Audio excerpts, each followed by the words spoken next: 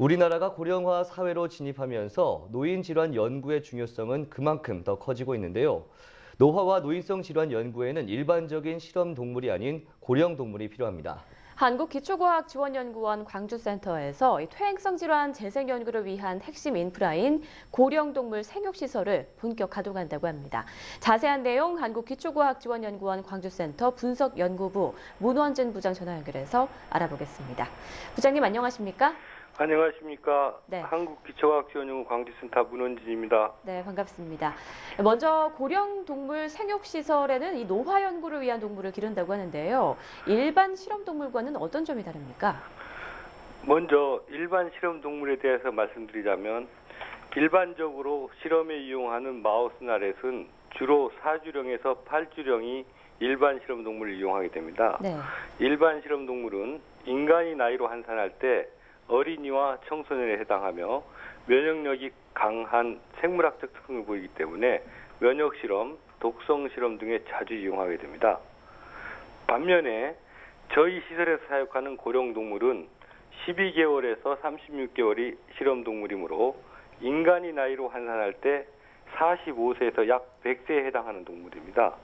고령동물은 일반 실험동물에 비하여 면역력이 약하기 때문에 노인들과 유사한 생물학적 특징이 있습니다. 나이가 들어감에 따라서 발생하기 쉬운 암이나 뇌졸중 등과 같은 노인성 질환이나 퇴행성 관절염과 같은 퇴행성 질환 연구에 없어서는 안 될 생물 소재인 것입니다. 네, 그런데 동물도 나이가 들면 자연적으로 질병이 생기거나 하지 않습니까? 관리도 그만큼 일반 실험 동물 시설과는 달라야 할 것 같은데 어떤 차이가 있을까요? 좋은 질문에 감사드립니다. 말씀하신 바와 같이 연구용 마우스나 레트도 나이가 들어가면서 탈모, 털이 색깔 변화, 백내장 등 개체에 따라 노화 진행의 차이가 관찰됩니다. 이와 같이 실험 동물이 노화 과정에서 일어나는 개체 간의 차이들은 실험 데이터에 크게 영향을 미치기 때문에 이를 최소화시켜 균일한 실험 동물을 만드는 것이 무엇보다도 중요합니다. 아울러 고령동물은 사육하는 동안 외부 병원체 유입으로 인해 감염이 항상 문제가 되기 때문에 외부 병원체 유입을 방지할 수 있는 청정동물실험실에서 사육하여야 합니다. 청정동물실험실은 온도, 습도 등의 환경관리, 방사선 등으로 멸균한 사료 및 부자재의 사용, 청정 공조 시스템에 의한 무균 공기 공급 등등 많은 부분에서 철저한 관리가 필요하므로 동물 사육 전문가들에 의해 관리 운영되고 있습니다.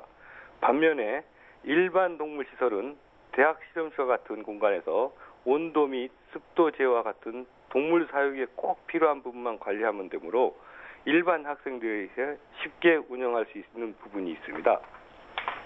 네, 정확한 실험을 위해서 정말 많은 노력을 기울이고 계신 것 같은데요. 고령동물 생육시설의 가동과 함께 또 노화동물 연구지원센터 구축을 위한 사업도 추진하고 있다고 들었습니다. 노화동물 연구지원센터는 어떤 연구를 담당하나요? 노화동물 연구지원센터의 주요 업무를 설명하기에 앞서 고령동물 현황에 대해서 몇 가지 먼저 말씀드리겠습니다. 네. 첫 번째로 고령동물이 자급하에 관한 문제입니다. 고령동물은 노인성 질환이나 퇴행성 질환 연구에 반드시 필요한 생물 소재입니다. 그러나 우리나라의 경우 고령동물은 대부분 해외로부터 수입하고 있어서 수급이 매우 불안정합니다. 주문에서 도착까지 최대 3개월 이상 걸려서 1년 이하의 단기 연구 과제는 수행할 수 없는 실정입니다. 아울러 해외에서 수입한 고령동물의 경우 시 공간적 이동에 의해 생체 리듬의 변화가 초래되어 정확한 데이터를 얻기가 매우 힘듭니다. 결과적으로 노화 연구용 생물 소재인 고령동물이 자급화가 시급하다고 하겠습니다. 두 번째로 고령동물이 사육 비용 문제 및 청정 연구시설 구축 문제입니다. 우리나라의 노화나 퇴행성 관련 연구자들 각각이 청정 동물 실험실을 구축하여 주는 경우에 건축비 이외에도 동물 사육에 필요한 필수 경비가 시설당 연간 수억 원에 이르기 때문에 경제적으로 막대한 정부 예산이 필요합니다. 그러나 청정동물시설 반드시 연구를 수행해야 하는 전임상 실험, 제약 관련 연구 등이 연구자들에게는 어떠한 형태로든 정부 차원에서 청정 연구시설을 마련해 줄 필요가 있습니다. 세 번째로 노화 연구에 필요한 질환 모델 동물 문제입니다. 현재 알츠하이머 연구 등에 활용하는 질환 모델 동물들은 가격이 100만 원이 넘어 비쌀 뿐만 아니라 100% 수입에 의존하고 있습니다. 아울러 질환 모델 동물들은 특허 등이 지적재산권 문제로 광범위한 활용에 애로가 많습니다. 따라서 국내 노화나 퇴행성 관련 연구가 원활하게 수행되기 위해서는 국제적 수준이 국산 질환 동물 모델들이 조속히 개발되어야 합니다.